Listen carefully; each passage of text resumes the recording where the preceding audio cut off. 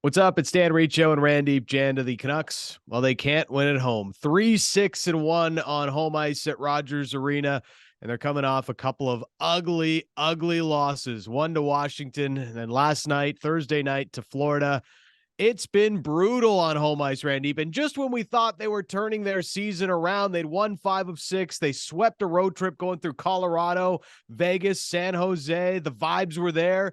They come home, no vibes. Vibes are gone. They're done. Yeah, the vibes are so gone, especially against that Florida team where it looked like there was two different sports being played on the ice on Thursday. Honestly, the Florida Panthers were in a rough spot themselves, having lost 6 of 7, playing 3 games in 4 nights, and they came on Rogers Arena ice and absolutely worked the Canucks. You know, when you get home sometimes, maybe you're gone on a trip or you're working for a few days, you leave town, you come back, you get your good sort of hoodie and you lay in the blanket. That's how the Canucks played last night. The effort was not simply there. The puck management wasn't there. The decision making was wrong. Execution. And this is a bit of a theme that has popped up over the last 2 years with Vancouver, where you get home and you get maybe a little comfortable. You start lacking focus.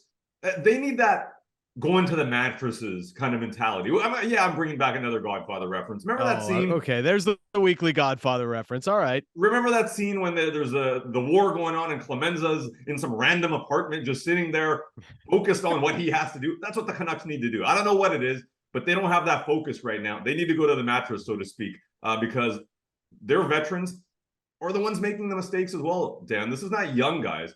JT Miller, we saw making this today. There's a number of players that have a lack of focus in these games, and there is something going on, on home ice that they don't have going on the road. They beat some really good teams on the road in Colorado and Vegas, and you come back and you at least compete in the 2 games. They didn't do that.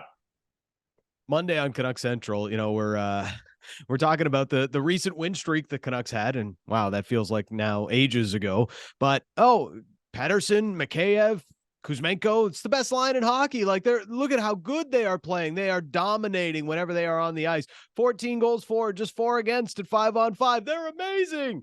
What do they do Tuesday night? The very next night after I was going on and saying all that, Elias Pettersson's -5. Are we calling it the Riccio kiss of death? Is it back? Oh my, it was, and it wasn't just Pettersson that night, even though they were on the ice for all 5 goals against, but they were completely flat. The coach comes out after the game. I don't know what happened. We got bullied. And then, okay, yeah, we're going to nip it in the bud and just turn it around. It's a one-off. We're going to get back to it on Thursday against Florida. What happens? They're just as flat. They give up 3 goals in the first period, 3 goals in 58 seconds, 3 consecutive shifts. They give up goals on 3 different lines. It's just like, what is happening here? And Bruce Boudreau doesn't know. He just comes out after the game. I don't know. Maybe we're too comfortable at home. Yes, they got to start getting hotels. They got to go to the mattresses, as you say, because on home ice, this team is awful. And we've already seen jerseys thrown on the ice at Rogers Arena. We've seen them get booed off the ice at home. And it's all been fairly warranted by the fan base right now. You've seen this so many times. We've been on Canucks this week talking about these very same issues. You can't break down these games. You can't break down goal by goal where the issues came because they're playing pond hockey. Randip, they're all over the place. They're throwing pucks into the middle of the ice like they're delivering pizzas in 1996 with the Toyota Corolla. It's brutal. Okay, yeah. Hey, more of a Tercel area in my neighborhood, but yeah, I get the whole point. But this is a couple of things. Looking back at that Florida game, because I think that one was so much worse than Washington. At least at the time after that Washington game, I gave them the excuse. Okay, they might be tired 3 and 4. That Florida game was much worse because they weren't tired anymore. They're at home. They're chilling for a couple of days. They got to practice in. They got a morning skate in. So that one looks worse. And Dan, you talk about giving up the puck.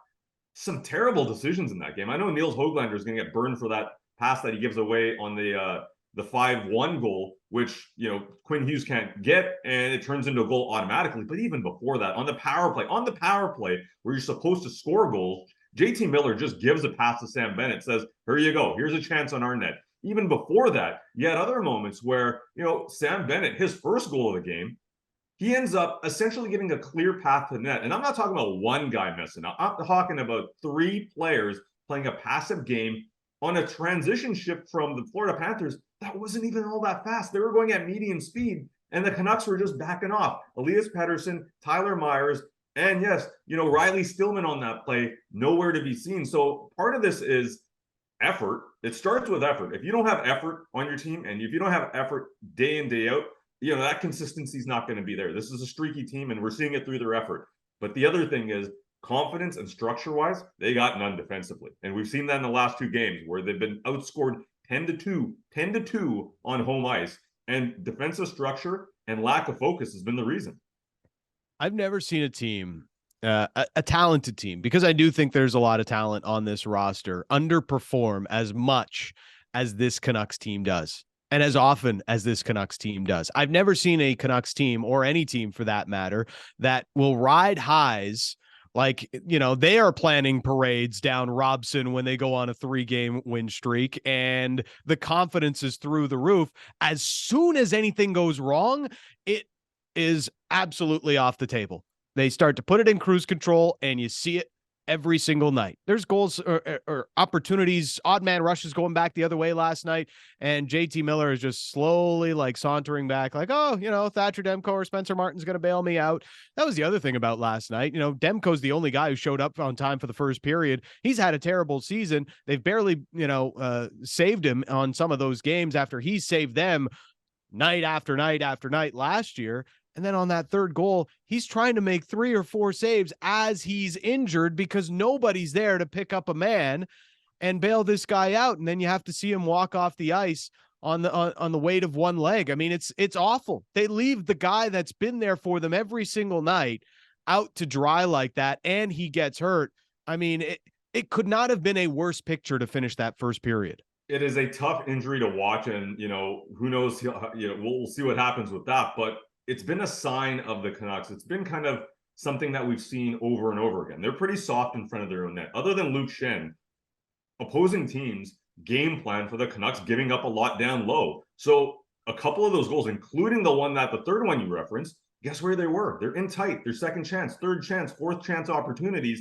And that's something that, to your point, Thatcher Demko and Spencer Martin on certain nights have to deal with that on their own. And listen, a lot of goalies do that across the league, but a lot of goalies also have better defenses in front of them and better effort in front of them. We can all, argue about the composition of the Canucks and the team that they have, but defense is not simply defensemen. It's about, is the center coming back? Are the wingers coming back to help out? So to me, that injury happens, unfortunate, and you hope for the best for Thatcher Demko. But at the same time, those signals of, hey, there's a lot going in tight. There's a lot of second or third chance opportunities. There's a lot of lateral movement required for a goalie, especially playing behind this defense.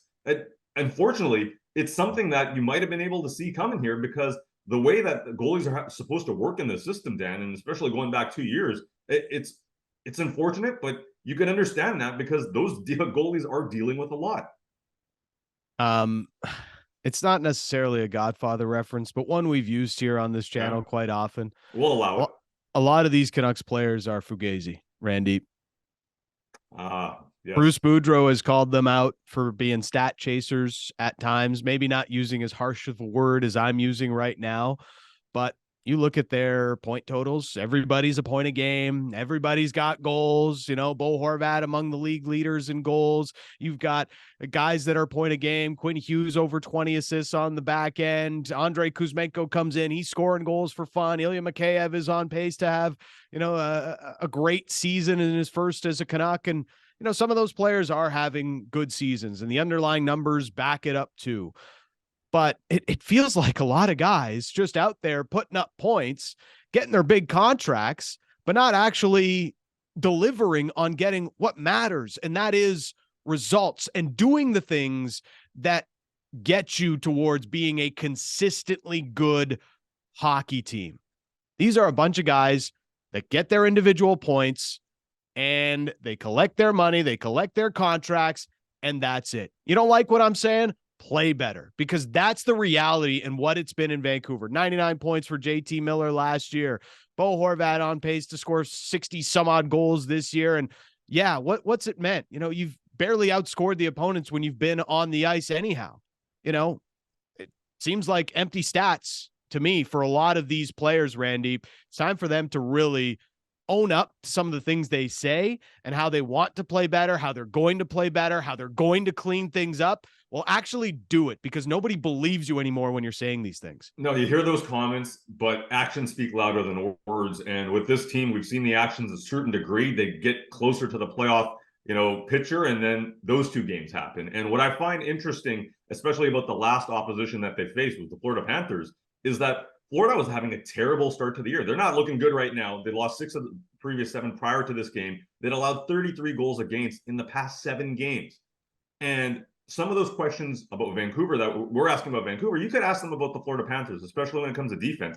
They came into Vancouver and played a pro-veteran game. They knew what they needed to do and what they needed to do against this Vancouver Canucks team. And all those defensive problems, you didn't see them against Vancouver because they had that trust in their game and they put in the work. The Canucks, I think most often than not this season, you can look back at the games that they played. Most often than not, they haven't brought that effort. So, as I said, actions speak louder than words. And while all of this is going on, we're forming our opinions, fans are forming their opinions, management is also forming their opinions. So even if this team has a 4 or 5 game win streak in a week or two, Dan, the fact that they are so up and down tells you something. The fact that the efforts are so up and down tells you something. And it should be telling something to management as well down the road, because at this point in time, I don't know how you can have that much confidence in this team stringing together 4 or 5 wins, because they simply haven't brought the effort consistently enough. I won't be surprised when they beat the Arizona Coyotes on Saturday night on home ice, and a bunch of guys put up probably a few points each. I won't be surprised if they do that to Montreal on Tuesday. But anytime this team gets back into a playoff race, or the games really start to matter, or they're on equal footing with an opponent, that's when you start to see the performances like we saw these last 2 at Rogers Arena. I think back to last year, even when they were on the 106-point pace under Bruce Boudreau in the 57 games, they have a 7-game homestand. They pulled themselves back into the playoff race, Randy. They have a 7-game homestand at the beginning of March, and they won 2 out of those 7 games. And they pulled themselves back out of the race after that. They lost games to like Detroit and Buffalo on home ice, listless performances. Not like they got goalied or anything. They were bad, just like they were bad in these last 2 games. It's just too much of the same problem. And it's clear it's not just about the coach. It goes deeper than that with this group. What do you think it needs to happen next? How do the Canucks get more wins on home ice? And is there change that needs to happen in order to get these results they so desperately seem to want? It's Dan Riccio and Randip Janda. You've been watching Canucks This Week. Subscribe to the Sportsnet YouTube channel, and we'll see you in next week's video.